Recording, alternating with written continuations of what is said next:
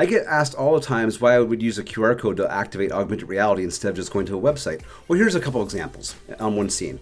So I've scanned the QR code and it's activated the AR, and right off the bat, I'm presented with a list of different options for languages. Help train in different languages is ideal. So I've selected English, and now I'm presented with a few different videos. Now I'm going to select video 1 by touching video 1, right? And it's going to open up the next step, and it's going to show me a video with a few different options to go back or place in your space.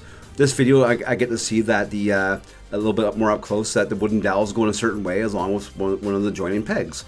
Well, maybe I want to see it in a little bit more detail, so now I'll tap place in my space.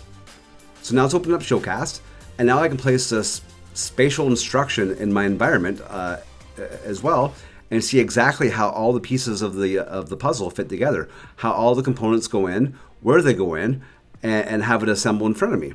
So this is a lot better way of engaging with something than instead of going to just a website, in my opinion.